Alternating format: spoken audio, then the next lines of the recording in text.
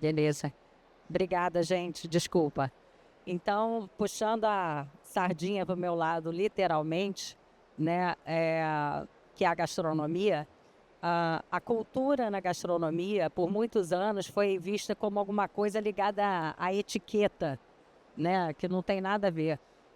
A gastronomia é um dos ingredientes culturais mais subestimados que existe, né? A gente entender a nossa cultura gastronômica, de onde a gente veio, qual é a nossa identidade gastronômica é fundamental. Então, eu acho que em termos de, respondendo curtamente, para não entrar tanto no que faz o Instituto nesse momento, o Instituto Bazar, é isso, né? Eu acho que a cultura é transversal, ela perpassa tudo, é importantíssimo.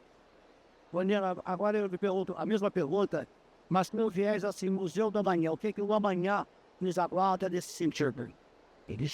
Olá, gente. Vocês me ouvem? Bom dia, quase boa tarde, né? Eu trabalho no Museu do Amanhã, sou gerente da Escola de Ciências do Museu do Amanhã. E é um prazer estar aqui com a Cristiana, com o Reinaldo. Palavra, Reinaldo, que você traz de responsabilidade, né? O Museu do Amanhã, esse ano, ele completa 10 anos. É um museu novo ainda, se comparado à realidade de muitos outros museus. E só esse ano a gente recebeu 1 milhão de pessoas. E nesses 10 anos a gente completou 8 milhões de pessoas que foram ao museu, de visitantes. Então eu acho que essa palavra responsabilidade é muito interessante, porque a gente produzir conteúdo, você promover reflexão, criar esse espaço de museu, esse espaço cultural, né, para 8 milhões de pessoas é uma responsabilidade muito grande. E acho que tem mais um dado interessante que fala também sobre a cultura, é que dessas 8 milhões de pessoas, 20% do nosso público visita, quando vai ao Museu do Amanhã, é o primeiro museu que visitou. Então eu acho que é mais uma camada de responsabilidade que a gente conseguir fazer desse espaço do museu um espaço que o visitante queira voltar e que o visitante se interesse em outros museus, né? Então eu acho que responsabilidade, né, da cultura é uma palavra que eu gosto muito e que a gente lá no Museu do Amanhã tem olhado muito para essa responsabilidade, né? Um museu que fala sobre temas emergentes, sobre crise planetária, sobre crise climática e, enfim, ao meu ver, a cultura ela é uma grande aliada para a gente pensar, né, promover reflexão e diálogo sobre temas tão importantes como a saúde também. Então, acho que em linhas gerais é isso. Eu não resisto a fazer a comparação com o príncipe do Saint-Exupéry, que dizia: você é responsável pelo afeto que desperta. Qualquer carioca saudável tem um afeto pelo Museu do Amanhã extraordinário. Cristiana, por falar em afeto, como é que, pegando o nosso gancho de empreendedorismo, como é que tudo isso que você desenhou pode se transformar num empreendimento? Através de um instituto, de uma fundação, de uma empresa, como assim? Eu tive restaurantes por 24 anos no Rio de Janeiro, né? Em algum momento, os meus restaurantes atendiam 25 mil pessoas por mês. Depois a gente abriu, em 2006, uma indústria que fazia molhos e coberturas a partir do restaurante. E a gente vendeu pelo Brasil e tivemos um convite para exportar. Quando a gente começou a exportar com a marca Rio de Janeiro.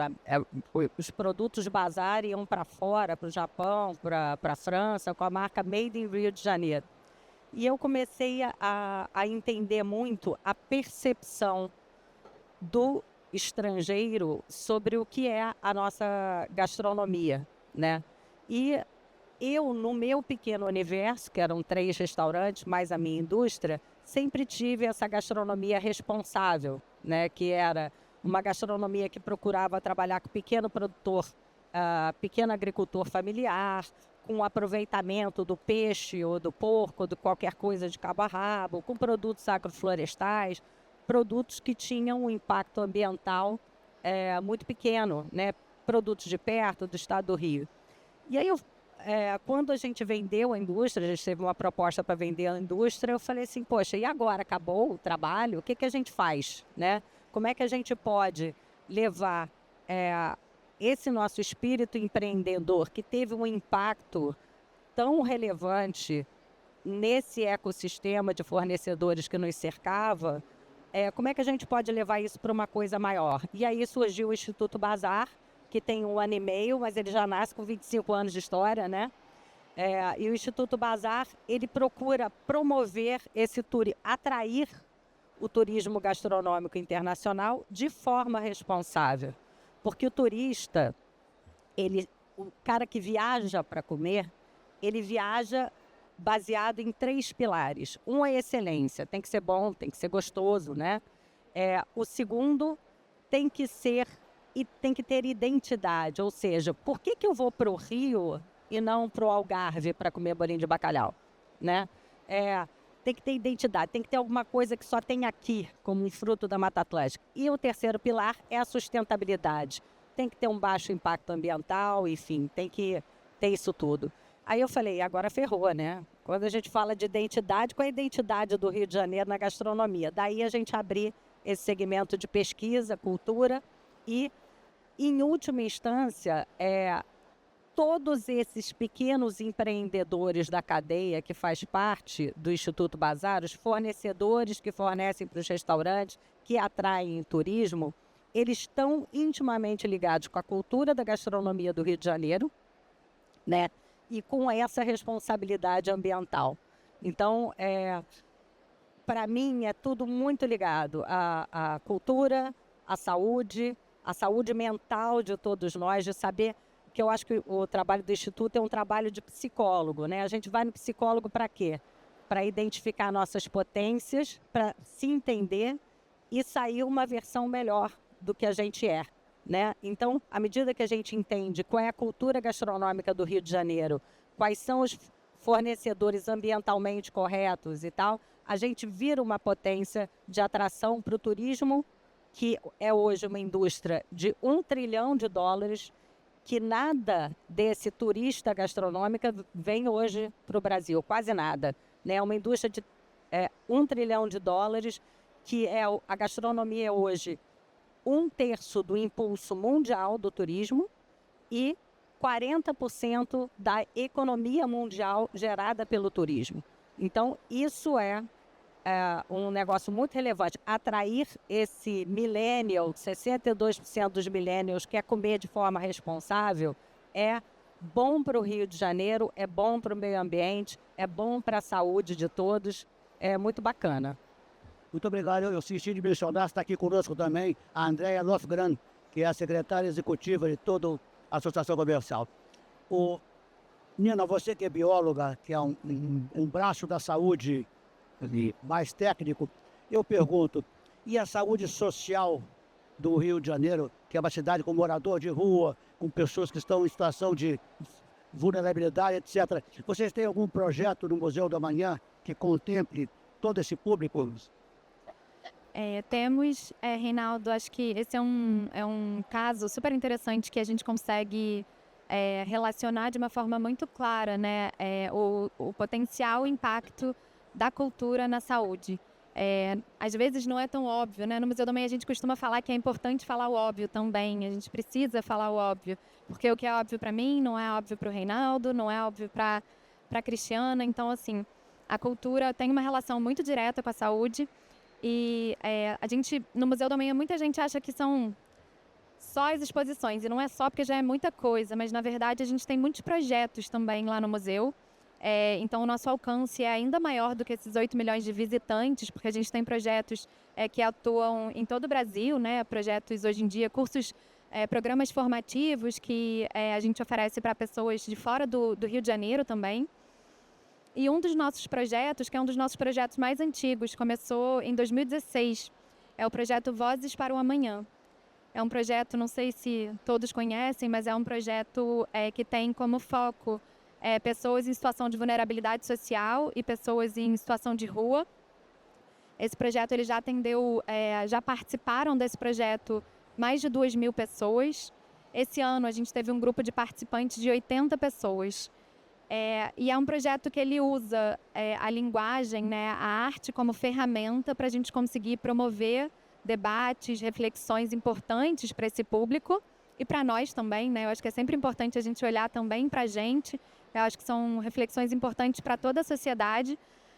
Mas a gente também busca promover um senso de pertencimento e um senso de cuidado coletivo e de cuidado individual também. Então, através, principalmente da música e do teatro, esse projeto ele promove, né, essa estrutura de conversa, de diálogo com essas pessoas, que hoje são 80 pessoas. E é um projeto que tem como tem 5 eixos temáticos. O primeiro deles é a arte e a cultura, que é muito, né, como eu falei, a ferramenta que a gente usa para poder trabalhar alguns temas. Eu acho que a arte ela tem um poder de criar conexão muito grande, né? E aí criar conexão de quem está participando do projeto com o museu, das pessoas que participam do projeto entre si, de nós que estamos no museu com quem está participando e conexão consigo mesmo. Eu acho que a arte tem esse poder de criar conexão da gente com a gente mesmo. Então eu acho que esse eixo temático vai muito nesse sentido de como a gente faz isso, né? Do como fazer. A gente também tem o eixo temático da empregabilidade, da educação, e aí um número também super interessante desse projeto é que no último ano, dos 80 participantes do projeto, 30% deles voltaram a se relacionar de alguma maneira com a educação. E isso de forma independente, né? A partir desses diálogos que a gente gerou esse interesse, demonstrando a importância da educação. Então, 30% dessas 80 pessoas se inscreveram no EJA, ou então buscaram cursos da Defensoria Pública, enfim. E os outros 2 pilares são a incidência política, né? Entender, debater junto com esse grupo de participantes do projeto como temas políticos atravessam e como eles podem ser agentes dessas discussões políticas. E por último, e é o eixo mais importante, que é a saúde.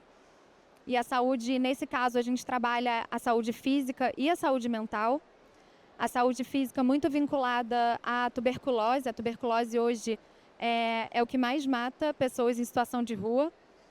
Então, a gente cria espaços de conversa, de dúvida, de esclarecimento, campanhas, né, relacionadas à tuberculose. Muitas pessoas em situação de rua começam o tratamento e não param, não continuam.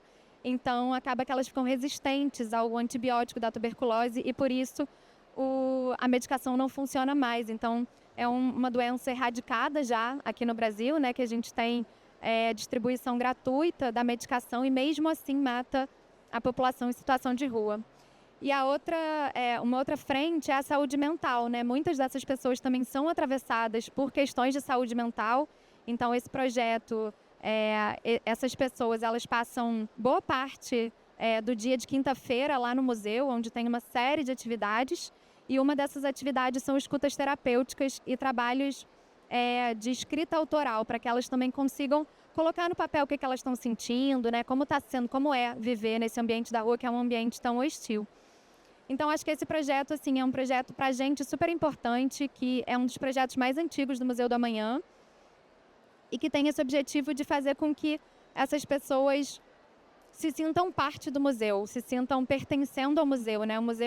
Museus, em geral, muita gente se sente distante, né? Não se sente convidada a entrar. Então, o nosso trabalho, não só com esse projeto, mas de uma maneira geral, é a gente democratizar o acesso mesmo, a gente fazer com que as pessoas... E democratizar o acesso não é só relacionado a recurso, né? A questão financeira, a pagar, a ser barato, mas é fazer com que as pessoas se sintam convidadas a entrar nos museus. E acho que esse é uma contribuição muito grande da cultura, né? Para a saúde, para tantos outros temas e aspectos. Então, acho que é isso. Eu não resisto, eu tive o privilégio de estar em Paris quando o André Malraux inaugurou o Museu Centre Pompidou e disse a seguinte frase: um museu moderno tem que mudar a maneira de pensar e de passear das pessoas. Você deve passear no museu, você vai a um lugar bonito, vai à praça, vai ao jardim, etc. Agora, Cristiano, uma pergunta importante. A higiene é a prima irmã da saúde. Como você consegue monitorar que esses pequenos produtores, desse trabalho lindo que vocês estão fazendo, de privilegiar os vizinhos, etc., tenham uma consciência de higiene no sentido mais moderno da palavra? Obviamente eles não são SUS, mas como saber que bactericidamente está aquilo puro, está certificado, e etc, etc. Antes de mais nada, assim, os desafios dos pequenos produtores não são hoje a limpeza ou a segurança alimentar, né? A gente tem espalhados pelo Rio de Janeiro inteiro verdadeiros tesouros. Vou dar um exemplo. No último Mundial de Fromage, que acontece em Paris, entre 2.500 queijos candidatos, havia 12 melhores do mundo. Eram 10 franceses, um suíço e um de Valença, no estado do Rio de Janeiro. Esse cara, ele é pequeno, mas não é sujinho.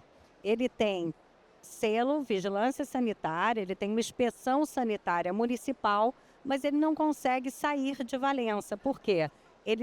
Para ele fazer um investimento num selo que permita que ele venda para um mercado maior, como o Rio de Janeiro, ele precisaria fazer um investimento que hoje está na ordem de quase 2 milhões de reais.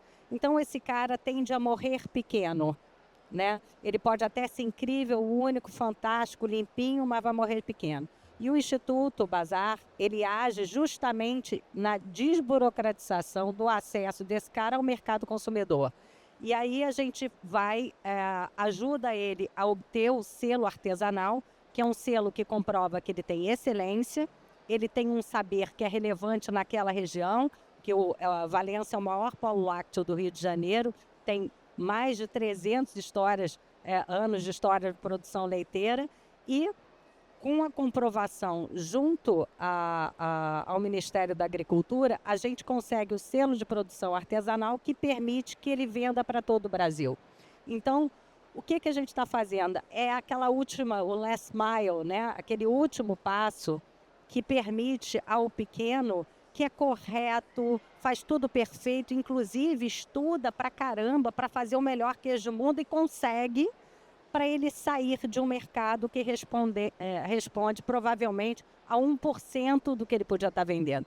Então, todos os produtores que o Instituto Bazar conseguiu apoiar e fazer com que saíssem e pudessem vender para o resto do Brasil, hoje tem, fora de seus municípios, 97% do seu faturamento, né? Então, o trabalho que a gente faz não é um trabalho de segurança alimentar, porque tem muitos órgãos do governo responsáveis e eficientes para fazer essa inspeção, e todos eles têm selos de inspeção. O que eles não têm, o que não existe, não é nenhuma capacitação rural. O cara tem através do Senar, do Sebrae, de um monte da Emater, mas ele não tem como escoar o produto, né? Então, a gente muda a vida de regiões inteiras. Quando a gente vai nesse pequeno produtor, seja um produtor de cacau agroflorestal lá em Bom Jesus de Itabapoana, que está fazendo um trabalho lindo de reflorestamento, ele é orgânico, certificado agroflorestal, e só vendia lá. E eu apresento ele para o mercado, todos choram, né? Chora o catador de cacau, porque se ele vende para a grande indústria, e a grande indústria quer o cacau, vai achatar o preço do cara e ele vai vender com uma margem pequena, e o cara que é o catador de cacau vai ganhar pouquinho. Se eu apresento ele para restaurantes, que é o que o Instituto faz, que é do pequeno para um pequeno, eu garanto que ele cresça de uma forma sustentável, com margem, conseguindo pagar mais para os seus colaboradores. Então, do ponto de vista da autoestima, começa pela minha, né? Toda essa expedição, todas essas expedições que eu faço pelo estado do Rio de Janeiro, que eu vou descobrindo esses tesouros, eu choro. E aí eu encontro com um catador de cacau, que ele foi parar no jornal, porque o Globo, eu apresentei para o Globo, você sabia que tem cacau especial, premiado no Rio de Janeiro, todo mundo chora, o catador sai no jornal, ele chora. Isso para a autoestima, para a saúde mental de todos, né? Falando aqui de saúde, isso é uma coisa, só para mim já faz um bem danado, né?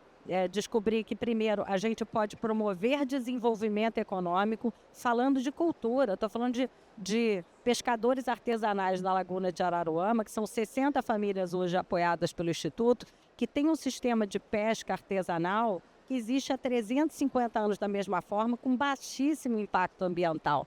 Esse cara consegue chegar em restaurantes do Rio de Janeiro, muda a vida de 60 famílias, ele consegue vender com uma margem melhor. É lindo e é uma solução simples de vender para o pequeno, para o pequeno. O Brasil é um país de dimensões continentais em que a desigualdade entre produtor e comprador é muito grande.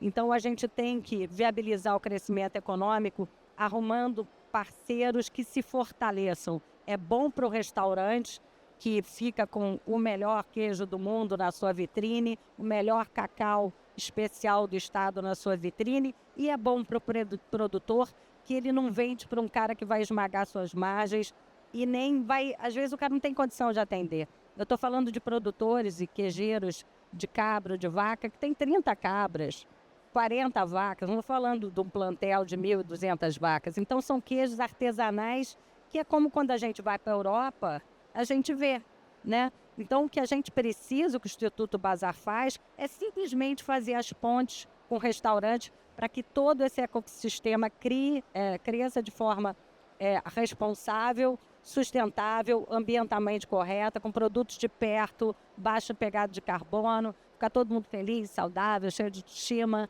É muito bom para todo mundo. Como carioca, cada vez que você fala em autoestima, eu tenho vontade de chorar mas tudo bem, vamos adiante.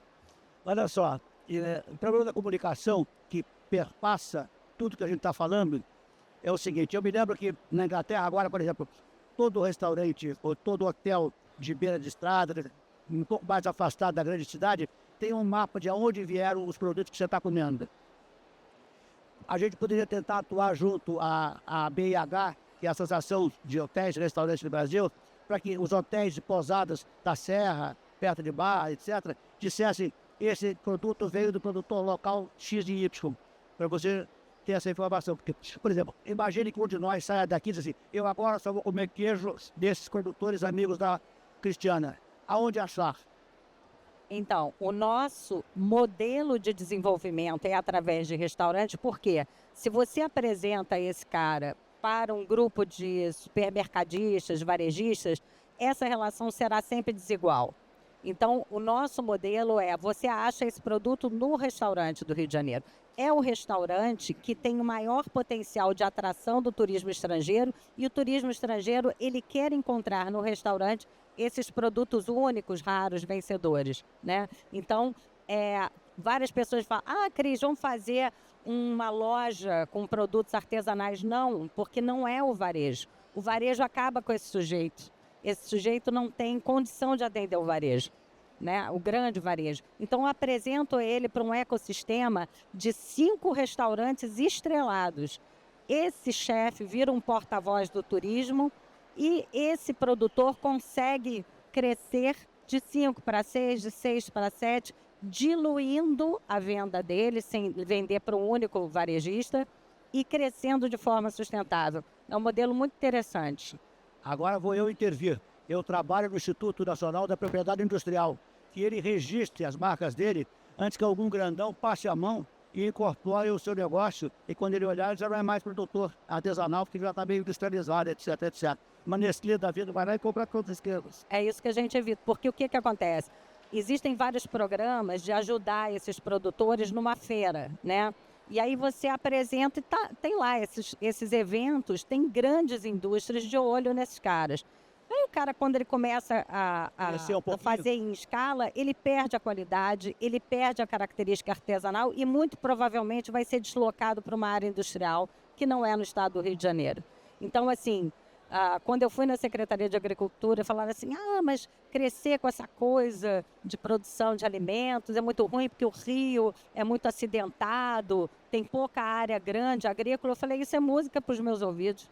Porque o pequeno produtor é tudo que se fala hoje na Europa, na Ásia, nos Estados Unidos, é o pequeno, né? Então, assim, o fato do Rio ter regiões acidentadas e pequenas áreas agrícolas é maravilhoso, porque a gente está falando de agricultura familiar, né? E é um potencial incrível. Bom, agora, Nina, voltando ao assunto que a comunicação é o subproduto que nós estamos falando, como convencer jovens, pessoas que estão no mercado, a se interessarem por este assunto, para fazerem teses, pesquisas, ensaios, publicarem isto, fazerem links em TikToks, etc, etc. Como fazer? Eu acho que o trabalho com jovem hoje é muito importante, né? Eu acho que é a nova geração aí que está vindo. Então, lá no museu a gente tem um olhar para público, né? Que eu acho que qualquer museu só existe porque tem público. Se não tiver gente dentro do museu, não faz sentido ele existir. Então, a gente tem um olhar muito cuidadoso com o nosso público. A gente tem um público de jovem bem grande. E aí, vou trazer também aqui um exemplo de um projeto que a gente desenvolveu esse ano, uma ocupação chamada Ocupação Esquenta COP, considerando que a gente está aí, né? Semana que vem a gente vai ter a COP do Clima, a Conferência das Partes sobre o Clima em Belém, no Brasil. Acho que é um marco super importante. E a gente decidiu, né, enquanto um museu de ciências que fala sobre essas grandes transformações planetárias que a gente está vivendo, a gente decidiu que seria importante o museu criar uma grande ocupação. Foi um projeto piloto. A gente ficou durante 4 meses com 6 exposições que dialogavam com essa pauta climática, com um espaço que a gente colocou no centro ali do Museu do Amanhã. Não sei se vocês já foram ao museu, mas bem no centro do museu a gente também criou um espaço, uma arena, para discutir sobre temas relevantes relacionados a clima. E aí eu acho que, com relação à sua pergunta, Reinaldo, tem 2 pontos importantes. Primeiro é com relação à linguagem, né? A gente diversificar a linguagem que a gente usa para falar sobre clima. Então, e não só sobre o clima, na verdade, sobre muitos assuntos. O público de museus, de espaços culturais, é um público super amplo e a gente precisa usar diferentes linguagens para poder tocar essas pessoas, né? Então, a gente, esse ano, inseriu no Museu do Amanhã de uma forma mais presente a linguagem da arte. E foi muito interessante que a gente teve um retorno muito bacana, né, dos visitantes, falando sobre como a gente teve uma exposição da Cláudia Andujar, que é uma fotógrafa, uma exposição chamada Cláudia Andujar, Ciência, Sustentabilidade e Espiritualidade, que fala muito do trabalho dela com os Yanomami, né, o trabalho fotográfico dela de uma vida toda, e fala muito sobre essa pauta do clima, mas de uma outra forma. Não é você jogar um jogo ali que diz qual é a sua pegada de carbono, ou não é você participar de uma palestra específica sobre um tema, sobre justiça climática, é você parar e contemplar. Então, eu acho que a gente vive um momento, né, um momento da vida, da sociedade muito acelerado. Então, esses momentos de contemplação para você também refletir sobre crise climática, refletir sobre o que a gente está fazendo, para onde, né, que amanhã é esse que a gente está construindo. Eu acho que foi um retorno super importante que a gente teve, e eu acho que é essa ideia da comunicação, da gente conseguir diversificar a linguagem. E aí, com relação aos jovens, essa arena ela foi muito focada em jovens. Então, a gente teve oficinas, aulas abertas, né? A gente chamou essas aulas de Descomplica COP. A gente fala muito difícil, né? Eu sou da área climática, enfim, sou bióloga, trabalho nessa área há muitos anos. E a gente fala muito difícil, os termos são difíceis, as pessoas não entendem. A gente precisa acessibilizar a forma como a gente está falando sobre esses problemas que atravessam todo mundo. Está todo mundo se afetando de alguma forma pela crise climática, né? E aí a crise climática ela é muito ampla, ela afeta a saúde, ela afeta o deslocamento das pessoas, ela afeta muitas coisas. Então a gente precisa falar mais fácil. Então a gente criou esse espaço para conversar com os jovens, né? Para ouvir os jovens também, saber o que eles estão fazendo. Acho que um outro ponto que a gente considerou muito, né, e teve um olhar muito forte, é da gente não apresentar só problema, porque é motivo de ansiedade, né, a gente pensar no futuro, no momento que a gente vive. Então, a gente, enquanto um espaço, né, aí vem a responsabilidade, quando você fez a primeira pergunta, é um espaço que está falando sobre um tema tão sensível, a gente precisa ter responsabilidade, a gente está falando com jovens, então eu acho que falar sobre isso, é importante que a gente fale do problema, mas apresente. Tem tanta solução, tem tanta gente fazendo coisa no estado do Rio de Janeiro, né? Tem tanta coisa tanta gente fazendo projetos, iniciativas de impacto mesmo, que transformam o território. Então, esse também foi uma forma, assim, uma premissa nossa dentro dessa ocupação dentro do museu, que é falar com os jovens, trazer os jovens para falar e apresentar soluções também, que elas existem, né? É importante a gente seguir com essa esperança. E eu acho que, além de vocês falarem, já que estão falando com os jovens, também aproveitar para não só descomplicar, deserudizar, mas ao mesmo tempo também tirar preconceitos. Eu reli, por acaso, este ano, o livro do Claude Lévi-Strauss, que morou na Bahia há muitos anos. Ele tem uma história muito curiosa. Por que a baiana estereotipada que vem de acarajé é uma mulher de idade, é uma velha? Porque dizia ele que para o antigo fazendeiro baiano, a mulher jovem, quando entrava no período menstrual, ela estaria poluída, não podia entrar na cozinha. Então, teoricamente, a velha poderia cozinhar o ano todo, porque ela já passou por essa fase. Isso é um preconceito puro, mas existia. Então, eu acho que uma das coisas também que acontecem são os preconceitos com relação à comida, misturas que fazem mal, fazem bem, não pode, etc. Poderia ter uma espécie de um ABC de como ser mais limpo, mais claro em termos de linguagem. Nós estamos nos encaminhando para o fim, e eu queria deixar, já que está aqui o alto comando da Associação Comercial, no Juedir, na Andréia, na Jacira, criar uma provocação que eu vou transmitir ao presidente Josier. Por que não criarmos para o ano que vem um prêmio Mauá de gastronomia responsável, por exemplo? Vai ficar esse registro que eu vou levar ao presidente e peço que vocês cooptem esta ideia. Agora, para terminar, então, deixe uma mensagem para quem está nos ouvindo, Cristiana e Nina, por favor. Eu costumo dizer, né, quando eu saio falando alegremente sobre o Rio de Janeiro, apesar de todos os pesares, né, as pessoas falam, nossa, Cris, como você é otimista. Eu não tenho nada de otimista, eu sou uma realista resiliente, né? Então, eu acho, quando a gente vendeu o nosso negócio, né, vendemos a indústria, restaurantes e tal, eu tinha um filho morando em Singapura, uma filha morando nos Estados Unidos. A gente tinha ganhado dinheiro, podia ir para onde eu quisesse. E eu decidi ficar no Rio. Então, minha palavra para vocês é assim, eu parei podendo ir para qualquer lugar e continuo achando que esse é o melhor lugar no mundo para se viver. Eu acho que a gente tem muitos desafios, mas eu estou preparada para enfrentar o que vier. E eu espero que vocês também vejam nisso uma palavrinha de esperança. Não desistir do Rio. Eu não desisto. Acho que eu vou pegar um gancho aqui na fala da Cristiana, que fala sobre otimismo, né? O Fábio Scarano, que é o curador lá do museu e é um grande mestre para mim, foi meu professor, já trabalhei com ele há muitos anos, ele fala sobre utopia. Utopia é uma palavra que as pessoas têm uma tendência a achar que pessoas utópicas, aquelas pessoas que são muito sonhadoras e que, enfim, não convertem em ação. E aí o Fábio criou não foi ele que criou, mas ele fala muito sobre a utopia pragmática. Então, a gente tem que ser utópico, sim, a gente tem que sonhar. Sonhar é muito importante, mas a gente tem que, de alguma maneira, ser pragmático, pensar no que e como a gente pode fazer, né? Então, acho que meu recado também é um pouco esse. Acho que eu acredito muito na coletividade, né? A Cristiana falou muito isso, de ser ponte. Então, só a gente se juntando e trabalhando cultura, saúde, mudanças climáticas de uma forma integrada é que a gente vai conseguir solucionar e fazer alguma transformação planetária que a gente precisa.